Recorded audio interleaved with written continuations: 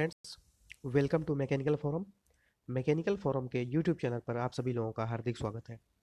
मैं सत्यम कुमार मौर्य हर रोज की तरह एक बार फिर से आज आपके लिए लेकर आया हूँ जनरल नॉलेज या आप बोल लीजिए जनरल स्टडीज में हिस्ट्री सब्जेक्ट के मोस्ट इंपॉर्टेंट 15 क्वेश्चंस जो ऑलरेडी किसी न किसी रेलवे के एग्जाम में पूछे गए हैं और आने वाले एनटीपीसी और ग्रुप डी के एग्जाम में इनके पूछे जाने की बहुत ही ज़्यादा संभावना है। एक बात और, जो लोग हमारे वीडियो को पहली बार देख रहे हैं या हमारे चैनल पे पहली बार विजिट किए हैं उनको मैं बता देना चाहता हूँ कि क्वेश्चन भले ही हम लोग ओनली 15 करते हैं यानी कि 15 ही करते हैं, लेकिन उसमें हम लोग काफ़ी सारे फैक्ट्स को डिस्कस करते हैं। तो इससे आप इन 15 से 20 मिनट में लगभग हिस्ट्री के 50 क्वेश्चंस पे अपनी पकड़ बना लेंगे। ठीक है, तो इसको 15 ना मानिए, इसको लगभग 50 क्वेश्चन मानिए कि आपका इस छोटे से वीडियो में ही 50 क्वेश्चन तैयार हो गए हैं। देखिए, हमारे वीडियो में अलग क्या है कि देखिए बहुत सारे चैनल्स हैं, आप वहाँ पे क्यों नहीं पढ़ेंगे, यहाँ पे क्यों आएंगे? तो इसका एक सीधा सा सिंपल सा रीजन है कि वहाँ पे आपको एक एक घंटे दो दो घंटे का वीडियो मिलता होगा, लेकिन जो क्वेश्चंस है, नंबर ऑफ क्वेश्चंस और नंबर ऑफ फैक्ट्स वो आपको बहुत ही कम मिलते हैं। लेकिन हमारे चैनल पे क्या है या हमारे वीडियो में अलग क्या है कि हम लोग आपको 15 से 20 मिनट यानी कि एक छोटा सा टाइम लेते हैं, क्योंकि हमें पता है कि आपको सेल्फ स्टडी भी करना है और वो सबसे बेहतरीन चीज़ है आपको एग्ज़ाम क्रैक करने के लिए। ठीक है, तो इसलिए हम आपका ज़्यादा टाइम लेते नहीं हैं। हमारे चैनल पे आपको एक डेली करंट अफेयर का वीडियो मिलता है, एक मैथ और रीजनिंग का मिलता है, एक साइंस का मिल जा है जो कि रेगुलर नहीं मिलता है, 2-3 दिन पे एक बार मिलता है, और एक पर डे जनरल स्टडीज का मिलता है वीडियो। तो इसीलिए हम लोग क्या करते हैं, छोटा वीडियो बनाते हैं ताकि आप लोग का ज़्यादा टाइम ना वेस्ट हो और आपको ज़्यादा से ज़्यादा कंटेंट भी हम लोग डिलीवर कर पाए। एक चीज़ और, अगर आप लोगों ने अभी तक हमारे मैकेनिकल फोरम के ऐप को, एंड्रॉयड ऐप को डाउनलोड नहीं किया है तो प्ले स्टोर पर जाकर उसको जल्द से जल्द डाउनलोड करें, सो दैट आप लोग केवल नाम मात्र यानी कि 51 रुपीज़ में आपको वहाँ पे 20 टेस्ट का एक टेस्ट सीरीज मिल जाएगा। और अगर वहाँ पे आप कूपन कोड SATM10 अप्लाई करते हैं परचेज करते टाइम, तो आपको उसमें भी 10% का डिस्काउंट मिल जाएगा। तो मतलब आप अगर 40-45 रुपए में आपको टेस्ट मिल रहे हैं, वो भी 20 फुल टेस्ट, तो इससे अच्छा या इससे सस्ता कुछ भी नहीं हो सकता है। और ये आपके एग्जाम प्रिपरेशन को बूस्ट करने में काफ़ी ज़्यादा मदद मिलेगा। तो चलिए अब स्टार्ट करते हैं अपने पहले क्वेश्चन की। हमारा पहला क्वेश्चन है, वह अंग्रेज जिसने सम्राट जहांगीर के दरबार में आकर भेंट किया। आपको पता है कि शुरू में क्या होता था कि कोई भी विदेशी अगर भारत में आकर व्यापार करना चाहता था तो उनको जहाँ पे वो व्यापार करना चाहते थे वहाँ के शासक से पहले आकर भेंट करना होता था और उनसे अनुमति लेनी होती थी। अगर जब वो शासक आपको अनुमति दे देता था तभी आप वहाँ पे अपना बिजनेस स्टार्ट कर सकते थे। ठीक है, तो वही क्वेश्चन पूछा है कि जब पहला अंग्रेज आया था जो जहांगीर के दरबार में आया था इसी पर्पज से, वह कौन था? तो वो आपको बताना है। चार ऑप्शन है, सर थॉमस रो, राल्टा बेथ, सर जोर्ड या सर जानसवर। तो इसका जो करेक्ट आंसर हो जाएगा वो होगा सर थॉमस रो। ठीक है, क्या हो जाएगा? ऑप्शन ए, सर थॉमस रो। तो सर थॉमस रो ही था जिसने 1615 में विजिट किया था मुगल सम्राट जहांगीर के दरबार में। ठीक है, और ये जेम्स प्रथम यानी कि अंग्रेज सम्राट जेम्स प्रथम का ये राजदूत बनकर आया था जहांगीर के दरबार में। तो ये भी आपको याद रखना है। चलिए आगे बढ़ते हैं और अपने अगले क्वेश्चन की तरफ हम लोग मूव करते हैं। हमारा अगला क्वेश्चन है, ईस्ट इंडिया कंपनी की परमिटों को प्रयोग करने की कानूनी वैधता एक राजकीय आदेश पर निर्भर करती थी। वह आदेश किसके द्वारा पारित किया जाता था? ठीक है, या किसने पारित किया था? तो ये आपको बताना है। चार ऑप्शन है, जहांगीर, औरंगजेब, फारूक सियर या सिराजुद्दौला। तो अगर आप लोगों ने डाउनफॉल ऑफ मुगल्स पढ़ा होगा हिस्ट्री में, यानी कि मुगलों का पतन, तो आपको इस क्वेश्चन का आंसर मिल गया होगा। तो देखिए, यहाँ पर जो करेक्ट आंसर हो जाएगा वो होगा फर्रुख सियर। क्या हो जाएगा? फर्रुख सियर। 1717 में यानी कि 1717 में फर्रुख सियर ने एक फरमान अंग्रेजों को जारी किया था जिसमें 3000 वार्षिक कर देकर बंगाल में बिना अतिरिक्त चुंगी दिए व्यापार करने की छूट दी गई थी। तो आपको याद रखना है कब हुआ था? 1717 में। और ये किसने किया था? फर्रुख सियर ने। ठीक है, हुआ क्या था मैं उसकी भी थोड़ी सी आपको स्टोरी बता देता हूँ। फारूकसियर जो था ये एक मुगल शासक था, और इसका मतलब ये एक प्रकार से बोल सकते हैं कि ये सही शासक नहीं था। ठीक है, इसको एक बार चोट लग गई, या बोल सकते हैं कि इसको एक फोड़ा हो गया था और ये सही नहीं हो रहा था। इसने बहुत सारे वैद्य को दिखाया लेकिन वो सही नहीं हो रहा था। तो एक अंग्रेज डॉक्टर था, उसी ने क्या किया इसको दबा देकर सही कर दिया और ये इससे इतना खुश हुआ कि इसने केवल 3000 वार्षिक कर पे पूरा बंगाल इन लोगों को दे दिया व्यापार करने के लिए। और इसे ही गोल्डन ऑर्डिनेंस भी बोला जाता है, यानी कि स्वर्णिम फरमान। तो ये भी आपको याद रखना है। चलिए अपने अगले क्वेश्चन की तरफ मूव करते हैं। हमारा अगला क्वेश्चन है, ब्लैक होल एपिसोड किस युद्ध के पहले की घटना है? कहीं कहीं ये आपको मिलेगा ब्लैक होल ट्रेजेडी। ठीक है, तो अगर ये क्वेश्चन भी मिलता है ब्लैक होल ट्रेजेडी किस युद्ध के पहले की घटना है, तो आपको परेशान नहीं होना है, सेम मतलब है। चार ऑप्शन है, प्लासी का युद्ध, वांडीवास का युद्ध, बक्सर का युद्ध और चौसा का युद्ध। मतलब किस युद्ध से जस्ट पहले की ये घटना है, ये आपको बतानी है। तो देखिए इसका जो करेक्ट आंसर हो जाएगा वो हो जाएगा प्लासी का युद्ध। क्या हो जाएगा? प्लासी का युद्ध। अगर देखा जाए तो 15 जून 1756 को सिराजुद्दौला ने फोर्ट विलियम को पूरी तरीके से घेर लिया था और 20 जून को उन्होंने 146 यानी कि सिराजुद्दौला ने 146 अंग्रेजों को बंदी बना लिया था और एक छोटे से कमरे में बंद कर दिया था। वो बहुत ही छोटा कमरा था और उसमें 146 लोगों को इसने कैद कर दिया था। और अगले दिन की अगर बात करें तो इन 146 में से केवल 23 लोग बचे थे, मतलब जिंदा बचे थे केवल 23, यानी कि 123 की मौत हो गई थी। ठीक है, और इसी घटना को ब्लैक होल एपिसोड या ब्लैक होल ट्रेजेडी बोला जाता है। हालांकि इस घटना का कोई भी अभी तक प्रामाणिक मतलब कुछ भी नहीं मिला है। मतलब ऐसा बोला जाता है, एक बुक एक अंग्रेज ने लिखा है उसी से हमको जानकारी मिलता है, लेकिन ये कई बार झूठ भी माना जाता है। मतलब इसका कोई भी हमारे पास वैलिड प्रूफ नहीं है। और देखा जाए तो ये प्लासी युद्ध के पहले हुआ था। तो 20 जून को ये घटना हुई थी और 23 जून 1757 को प्लासी का युद्ध लड़ा गया था। तो ये भी आपको याद रखना है, कब लड़ा गया था? 23 ऑफ जून 1757। उम्मीद करता हूँ ये आपको समझ में आया होगा। आगे बढ़ते हैं। हमारा अगला क्वेश्चन है, टीपू सुल्तान निम्न में से किसका पुत्र था? ठीक है, चार ऑप्शन है, हैदर अली, अलाउद्दीन खिलजी, अकबर, हुमायूं। तो देखिए बहुत सारे लोगों को इसका आंसर तो पता होगा, क्वेश्चन में बहुत ज़्यादा कुछ नहीं टफ है। लेकिन हाँ, इससे रिलेटेड कुछ फैक्ट्स मैं बताऊंगा जो एग्जाम में, नेक्स्ट एग्जाम में जो भी आपका एग्जाम होगा एनटीपीसी का, उसमें पूछे जा सकते हैं। ठीक है, तो केवल ये मत देखिए क्वेश्चन में क्या है, क्वेश्चन में हम लोग जब डिस्कस करते टाइम जो रिलेटेड फैक्ट्स बता रहे हैं वो भी ध्यान से पढ़िए। अगर नोट कर सकते हैं तो नोट करिए, ये आपके लिए काफ़ी इंपॉर्टेंट है।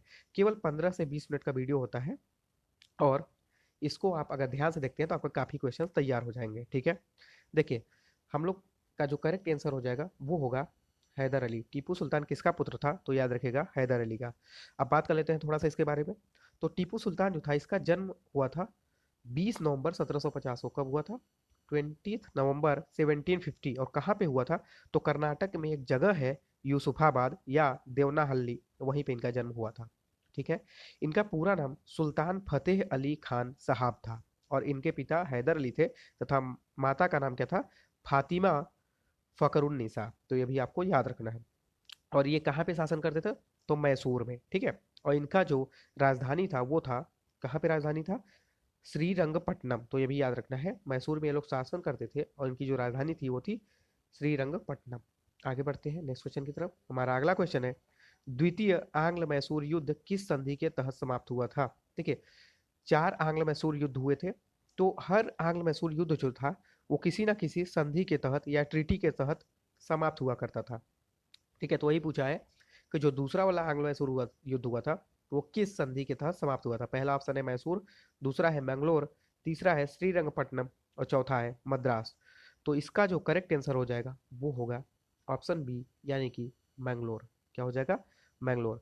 तो द्वितीय आंग्ल मैसूर युद्ध की बात करें तो ये मैंगलोर की संधि जो कि कब हुई थी, तो ये भी आपको याद रखना है, क्वेश्चन में पूछ सकता है। 1784 ईस्वी में हुई थी। कब हुई थी? 1784 में। इसी के तहत ये समाप्त हुआ था। और यह संधि अंग्रेज सेनापति यानी कि जो अंग्रेज की तरफ से लीड कर रहा था, इंग्लिश की तरफ से लीड कर रहा था, आयरकुट और टीपू सुल्तान के बीच में हुआ था। और इस संधि में हुआ क्या था कि दोनों ने जो एक दूसरे के प्रदेश जीते थे उसको इन्होंने क्या किया? लौटा दिया। मतलब जो अंग्रेज जीते हैं वो टीपू को लौटा देंगे और जो टीपू जीते हैं उनका वो अंग्रेज को लौटा देंगे। तो इस तरीके से इस संधि हुई थी। चलिए आगे बढ़ते हैं नेक्स्ट क्वेश्चन की तरफ। हमारा अगला क्वेश्चन है, निम्नलिखित में से कौन से युद्ध में अवध के नवाब को ईस्ट इंडिया कंपनी पर आश्रित बना दिया था? मतलब कौन सा ऐसा युद्ध था जिसके बाद अवध के नवाब को ईस्ट इंडिया कंपनी पे पूरी तरीके से आश्रित होने पे मजबूर होना पड़ गया? ठीक है, तो देखिए चार ऑप्शन है, बक्सर का युद्ध, फुल्टा का युद्ध, प्लासी का युद्ध और पानीपत का युद्ध। तो इसका जो करेक्ट आंसर हो जाएगा वो हो जाएगा बक्सर का युद्ध। ठीक है, तो अगर हम लोग बात करें तो जो बक्सर का युद्ध हुआ था ये हुआ था 1764 यानी कि 1764 में। कब हुआ था? 1764 में। और इसमें बंगाल का नवाब पराजित हो गया था और इसको संधि करनी पड़ी थी, ठीक है। और यह संधि कब हुई थी? तो इसी के एक साल बाद यानी कि 1765 में यह संधि हुई थी। और इसमें रॉबर्ट क्लाइव, शाह आलम द्वितीय, सिराजुद्दौला ये तीनों मिलकर इस संधि को किए थे। और इस संधि को इलाहाबाद की संधि के नाम से भी जाना जाता है, तो ये भी आपको याद रखना है। इलाहाबाद की संधि कब हुई थी? 1765 में। किसके किसके बीच? रॉबर्ट क्लाइव, शाह आलम द्वितीय और सिराजुद्दौला, ठीक है। और इसी संधि के बाद अवध का जो नवाब था वो ईस्ट इंडिया कंपनी पर आश्रित हो गया था। चलिए आगे बढ़ते हैं अपने अगले क्वेश्चन की तरफ। हमारा अगला क्वेश्चन है, सिखवाद यानी कि सिखिज्म का प्रवर्तन कब हुआ था? मतलब सिखवाद का उदय कब हुआ था? जैसे आप जानते हैं कि अ, जो जैन धर्म है, बौद्ध धर्म है, वैसे ही सिखवाद का प्रवर्तन या उदय कब हुआ था ये आपको बताना है। चार ऑप्शन है, 1000 ईस्वी, 1500 ईस्वी, 300 ईस्वी और 1400 ईस्वी। तो इसका जो करेक्ट आंसर हो जाएगा वो होगा 1500 ईस्वी यानी कि बी ऑप्शन, ठीक है। बी ऑप्शन इसका करेक्ट आंसर हो जाएगा, ये आपको याद रखना है। तो सिखवाद या सिख धर्म का प्रवर्तन जो किया था वो शुरुआत किसने की थी? गुरु नानक जी ने। और गुरु नानक जी का टाइम पीरियड कब था? 1469 से यानी कि 1469 से 1539 यानी कि 1539 तक, ठीक है। तो ये भी पूछ सकता है कि सिखवाद का प्रवर्तन किसके द्वारा हुआ था, तो याद रखना है गुरु नानक जी के द्वारा, ठीक है। और इन्होंने 1500 ईस्वी के आसपास प्रचार करना शुरू किया था, तो ये आपको भूलना नहीं है। आगे बढ़ते हैं। हमारा अगला क्वेश्चन है, निम्नलिखित में से महाराज रणजीत सिंह प्रमुख थे। मतलब चार ऑप्शन दिया है, देखिए मिस्ल होती थी, मैं एक बार समझा देता हूँ। चार ऑप्शन है, पहले ये देख लीजिए। निहंग मिस्ल, रामगढ़िया मिस्ल, सुकर चाकिया मिस्ल और दलेवालिया मिस्ल। देखिए मिस्ल का मतलब क्या होता है? जैसे कोई भी एक धर्म या कोई भी एक बोल सकते हैं एरिया, उसका कई छोटे छोटे गुटों में बट जाना, उसी को बोलते हैं मिस्ल, ठीक है। मतलब आपका कोई एक गुट है, उसका कई छोटे छोटे गुटों में बट जाना, उसी को बोलते हैं मिस्ल। तो ऐसे ऐसे कई सारे मिस्ल थे, लगभग 12 मिस्ल उस टाइम बटे हुए थे। तो यही पूछा है कि जो महाराजा रणजीत सिंह थे वो किस मिस्ल से संबंधित थे, ये आपको बताना है। तो इसका जो करेक्ट आंसर हो जाएगा वो होगा सी ऑप्शन यानी कि सुकर चाकिया मिस्ल, ठीक है। तो रणजीत सिंह जो थे ये सुकर चाकिया मिस्र के सरदार महा सिंह के पुत्र थे। और अगर हम लोग बात करें तो जो 18 सेंचुरी थी यानी कि 18वीं सदी थी, इसके बाद इसके उत्तरार्ध में पंजाब जो है वो बहुत छोटे छोटे गुटों में बट गया था। और 12 क्षेत्रीय संघों या मिसलों में क्या हुआ था? पुनः संगठित हो गया था। मतलब 12 मिसलों में ये बट गया था। और अपने पिता के मरने के बाद रणजीत सिंह 12 वर्ष की अवस्था में ही मिस्ल शुक्राचार्य के या शुक्राचार्य मिस्ल के जो हुए थे हेड हो गए थे या नेता बन गए थे। तो ये आपको याद रखना है। आगे बढ़ते हैं नेक्स्ट क्वेश्चन की तरफ। हमारा अगला क्वेश्चन है, शिवाजी के शासनकाल में चौथ क्या था? ठीक है, अब बहुत बार आपने सुना होगा चौथ से रिलेटेड क्वेश्चन। तो शिवाजी जो थे मराठा सम्राट थे, तो इनके शासनकाल में चौथ किसको बोला जाता था ये बोला गया है, ये पूछा गया है। पहला ऑप्शन है एक कर, दूसरा है सैन्य प्रधान, तीसरा है पैदल सेना और चौथा है मंत्री। तो इसका करेक्ट आंसर जो होगा वो हो जाएगा ए ऑप्शन यानी कि एक कर या कर बोल सकते हैं। देखिए अगर हम लोग चौथ और सरदेश मुखी की बात करें तो ये शिवाजी के आय का प्रमुख साधन था। मतलब जब शिवाजी शासन कर रहे थे तो उसमें चौथ और सरदेश मुखी दोनों ही बहुत ही मुख्य साधन थे, ठीक है। जैसे आज आप लोग देखते होंगे टैक्स जो है वो गवर्नमेंट का बहुत ही बड़ा साधन है, इनकम टैक्स हो गया, कॉर्पोरेट टैक्स हो गया, तो इस तरीके से टैक्स लगते थे। तो ऐसे शिवाजी के टाइम पे भी ये जो चौथ और सरदेश मुखी थे ये टैक्स थे, ठीक है। और ये कर किस लिए लिए जाते थे यानी कि ये टैक्स क्यों लिए जाते थे, तो ये भी आपको याद रखना है। अगर पड़ोसी राज्यों की सीमाओं और नगरों से ये लोग क्या करते थे, बचाने के लिए, मतलब पड़ोसी राज्यों और अलग अलग नगरों से बचने के लिए ये लोग नागरिकों से ये टैक्स वसूल करते थे। मतलब नागरिकों की सुरक्षा का ये टैक्स था। तो ये भी आपको याद रखना है। आगे बढ़ते हैं। हमारा अगला क्वेश्चन है, पानीपत के तृतीय युद्ध में मराठे निम्नलिखित में से किससे पराजित हुए थे? ठीक है, तो याद रखना है आपको इस क्वेश्चन को भी। इसका चार ऑप्शन है, अफगान, मुगल, अंग्रेज और फ्रेंच। तो अगर हम लोग बात करें इसका जो करेक्ट आंसर हो जाएगा वो हो जाएगा ए ऑप्शन यानी कि पानीपत के तृतीय युद्ध में जो मराठे थे ये अफगान से पराजित हुए थे। अगर हम लोग बात करें इस क्वेश्चन में तो ईरान का जो सम्राट था नादिर शाह, इसे ईरान का नेपोलियन भी बोला जाता था। और इसी के मृत्यु के बाद इसका जो सेनापति था अहमद शाह अब्दाली, ठीक है। और इसने अफगानिस्तान पर अपना शासन जमा लिया था। और 1748 से 1767 तक इसने भारत पर कई बार आक्रमण किया था, ये भी आपको याद रखना है। और जो इन लोगों का सबसे महत्वपूर्ण विजय था वो मराठों के खिलाफ हुआ था, कब? 1761 में, पानीपत के तीसरे युद्ध में। तो ये भी आपको याद रखना है, पानीपत का तीसरा युद्ध कब हुआ था? 1761 में। इसमें मराठों की हार हुई थी और अफगान की जीत हुई थी। आगे बढ़ते हैं, हमारा अगला क्वेश्चन है, शिवाजी का जन्म इनमें से किस किले में हुआ था? चार ऑप्शन दिए गए हैं आपको, शिवनेरी, रायगढ़, प्रतापगढ़ और पन्हाला। और यही पूछा हुआ है कि शिवाजी का जन्म, ये चारों किला ही है, तो इसमें बताना है किस किले में हुआ था। तो इसका जो करेक्ट आंसर हो जाएगा वो हो जाएगा ए ऑप्शन, यानी कि शिवनेरी। तो शिवाजी का जन्म शिवनेरी दुर्ग में हुआ था। कब हुआ था? तो ये भी आपको याद रखना है, 1627 यानी कि 1627 में। ठीक है। और 1674 में इनका राज्याभिषेक हुआ था और इन्होंने छत्रपति की उपाधि धारण की थी। ठीक है। शिवाजी ने रायगढ़ को अपनी राजधानी बनाया था, यह भी आपको याद रखना है। और 1680 में इनकी मृत्यु हो गई थी। आगे बढ़ते हैं, हमारा अगला क्वेश्चन है, भारतीय प्रशासनिक सेवा किसके शासन में प्रारंभ हुई थी? काफी इंपॉर्टेंट क्वेश्चन है कि इंडियन सिविल सर्विसेज, यानी कि जो सिविल सर्विसेज है जिसको आजकल हम लोग आईएएस बोलते हैं, वो किसके शासन में प्रारंभ हुई थी, स्टार्ट हुई थी, ये आपको बताना है। चार ऑप्शन है, Lord Dalhousie, Lord Curzon, Lord Bentinck, Lord Cornwallis. ठीक है। तो इसका जो करेक्ट आंसर हो जाएगा वो हो जाएगा लॉर्ड कॉर्नवालिस। कब स्टार्ट हुआ था? तो ये भी आपको याद रखना है, ये 1793 में। कब? 21 अप्रैल। और इसीलिए 21 अप्रैल को आज भी सिविल सर्विसेज डे मनाया जाता है, सिविल सेवा दिवस मनाया जाता है। ठीक है। और इसने शक्तियों के पृथक्करण की भी बात की थी। ठीक है। या कॉर्नवालिस कोड का भी निर्माण किया था, तो यह भी याद रखना है। एक पॉइंट और इससे रिलेटेड है जो कि एग्जाम में पूछा जाता है, इसने बंगाल में स्थायी भूमि बंदोबस्त की प्रणाली भी शुरुआत की थी। चलिए आगे बढ़ते हैं अपने अगले क्वेश्चन की तरफ। हमारा अगला क्वेश्चन है, भारत में 1882 यानी कि 1882 में स्थानीय स्वशासन संस्थाओं की स्थापना किसने की थी? आपको पता है, मतलब लोकल गवर्नमेंट की बात कर रहा है कि 1882 में भारत में लोकल गवर्नमेंट की स्थापना किसने की थी? चार ऑप्शन है, Lytton, George Barlow, Ripon, Curzon. तो इसका जो करेक्ट आंसर हो जाएगा वो हो जाएगा लॉर्ड रिपन या रिपन, जो कि ऑप्शन सी है। ठीक है। तो 1882 में रिपन ने स्थानीय स्वशासन सेवाएं, यानी कि ग्रामीण प्रदेशों में स्थानीय बोर्ड, प्रत्येक जिले में जिला विभाग या तालिका बोर्ड और नगरों में नगर पालिका की शुरुआत की थी, जो कि आज आज भी आप लोग देखते हैं, म्युनिसिपल कॉर्पोरेशन या नगर पालिका, नगर परिषद, ये सब चीजें। ठीक है। तो ये किसने शुरुआत किया था सबसे पहले? लॉर्ड रिपन ने। कब किया था? 1882 में। और इनका शासनकाल कब से कब तक था? तो याद रखिएगा, 1880 से 1884 तक। उम्मीद करता हूँ समझ में आ गया होगा। आगे बढ़ते हैं आज के अपने सेकेंड लास्ट क्वेश्चन की तरफ।